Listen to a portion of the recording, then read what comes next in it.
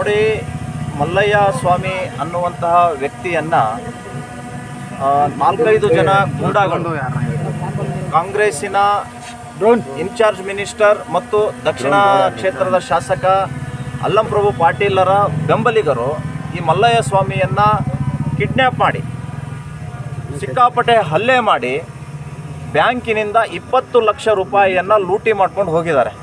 ಮತ್ತು ಈ 20 ಲಕ್ಷ ರೂಪಾಯಿ ಲೂಟಿ ಮಾಡಿರುವುದನ್ನು ನೀನು ಯಾರಿಗಾದರೂ ಹೇಳಿದರೆ ನಿನ್ನ ಕೊಲೆ ಮಾಡ್ತೀವಿ ಅನ್ನುವಂಥ ಬೆದರಿಕೆ ಕೂಡ ಹಾಕಿ ಸಿಕ್ಕಾಪಟ್ಟೆ ಟಾರ್ಚರ್ ಕೊಟ್ಟು ಅವರನ್ನು ಮಾನಸಿಕವಾಗಿ ಕುಗ್ಗಿಸಿದ್ರು. ಇದನ್ನು ಕುರಿತು ಇಲ್ಲಿಯ ಪ್ರತಾಪಾದ್ ಠಾಣೆಯಲ್ಲಿ ಪ್ರಕರಣ ದಾಖಲಾಗಿದೆ. ಪ್ರಕರಣ ದಾಖಲಾಗಿ 3 ತಿಂಗಳಾಯಿತು. ಸಂಪೂರ್ಣವಾಗಿರುವಂತಹ ತನಿಖೆ ಮಾಡದೇ ಪೊಲೀಸರು ನಿಷ್ಕಾಳಜಿಯನ್ನು ವಹಿಸಿದ್ದಾರೆ. ಇದಕ್ಕೆ ಕಾರಣ ಇಲ್ಲಿಯ ಆಳುವಂತಹ ಮಂತ್ರಿಗಳು ಮತ್ತು ಶಾಸಕರು. ಇವರ ಮಾತನ್ನು ಕೇಳಿ ಪೊಲೀಸರು ನಿಷ್ಕ್ರಿಯವಾಗಿದ್ದಾರೆ.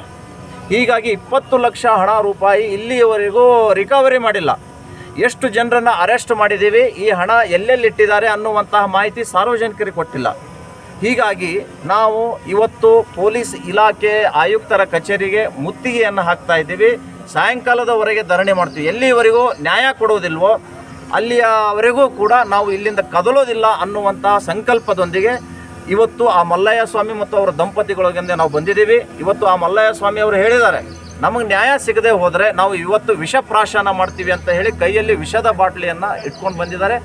ಏನೂ ಆದರೂ ಹೆಚ್ಚು ಕಮ್ಮಿ ಆದರೆ ಇಲ್ಲಿಯ ಪೊಲೀಸ್ ಆಯುಕ್ತರೇ ಅದಕ್ಕೆ ನೇರ ಹೊಣೆ ಆಗ್ತಾರೆ ಅನ್ನುವಂಥದ್ದನ್ನು ನಾನು ಹೇಳ್ತಾ ಇದ್ದೇನೆ. ಅಲ್ಲ, ಈಗ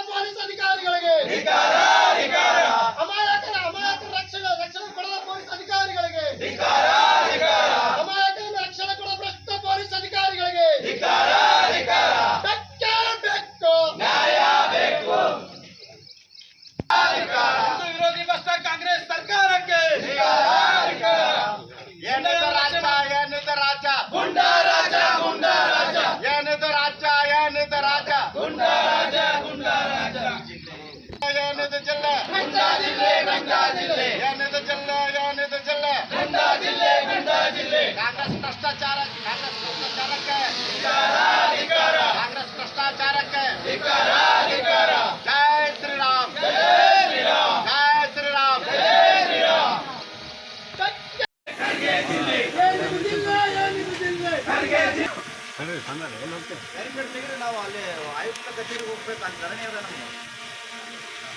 ಎಲ್ಲರೂ ಬಿಟ್ಕೋತಿರೋ ಒಳಗೆ ನಮಗೆ ಬ್ಯಾರಿಕೇಡ್ ಆಗ್ತದೆ.